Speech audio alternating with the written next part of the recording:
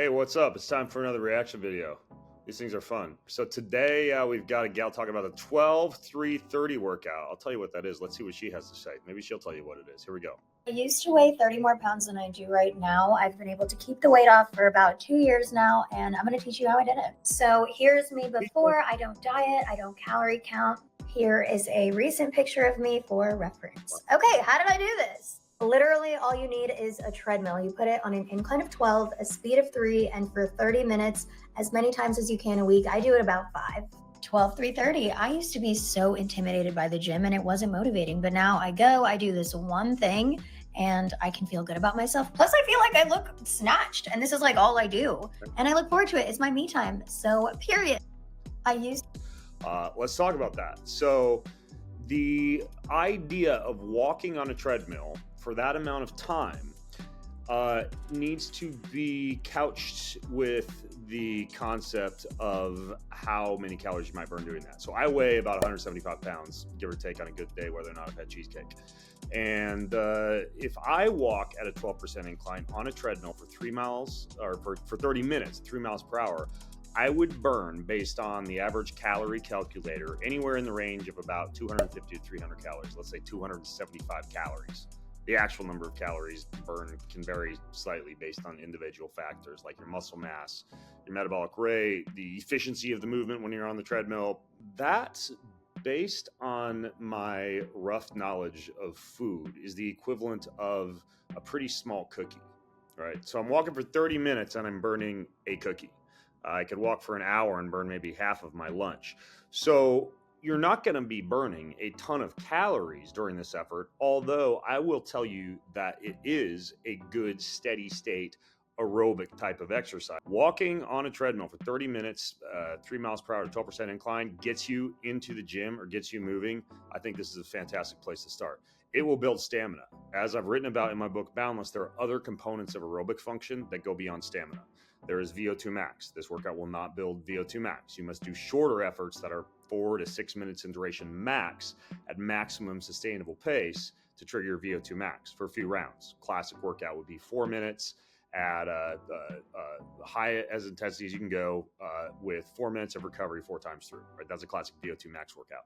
This workout will also not appreciably trigger mitochondrial proliferation or growth, meaning you got to do short efforts like 30 seconds hard, 2 minutes easy, 30 seconds hard, 2 minutes easy, 5 times through for a mitochondrial triggering workout. This workout, although it will have a little bit of a burn associated with it because you are walking uphill for a while, you're not going to get a huge amount of lactate tolerance, meaning your ability to be able to tolerate lactic acid, which is also a component of longevity. This will, however, build aerobic fitness, stamina, and you will be oxidizing a high amount of fat by walking at a steady state pace like this. But there are other things that you would need to do from a cardio standpoint if you wanted to hit all aspects of your aerobic blueprint, so to speak. In addition to that, of course, you are not going to gain what I would consider to be arguably an even more important component of fitness, muscle, from doing a workout like this. Maybe a little bit in your legs, maybe more if you're doing a weighted vest or holding a set of dumbbells or something like that. But you must also lift weights. All right, I won't beat around the bush. Muscle is great for your blood sugar and blood pressure regulation. It is good for strength. It fights frailty. It's associated with longevity. If I had to choose between lifting weights for 30 minutes and walking on a treadmill for 30 minutes, and I was just as likely to do either, I would choose the lifting weights. Again, I want to come back to the fact, though, that if this type of a workout is what gets you moving, great. It's fantastic. It's easy. It's simple. You memorize it. It's not difficult to wrap your head around.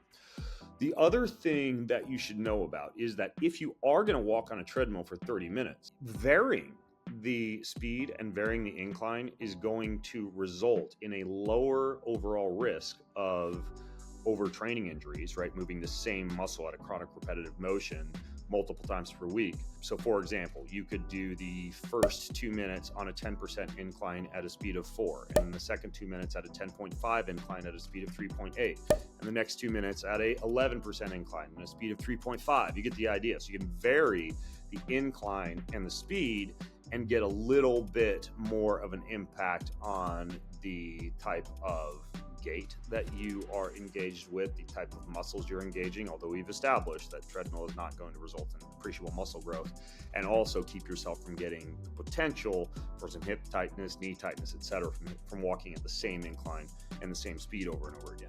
So ultimately, this workout will move the dial for sure. Again, I also think that this gal probably did some dieting as well, maybe a little bit of weight training, I don't know.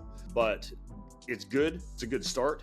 There are just some components missing and some variations you should do in it if you really want to take this to the next level. So that's my thoughts on the 12, 3, 30 TikTok workout and wherever else it's found. Hey, subscribe to my channel if you want more cool videos like this. Let me know if you dig the reaction videos.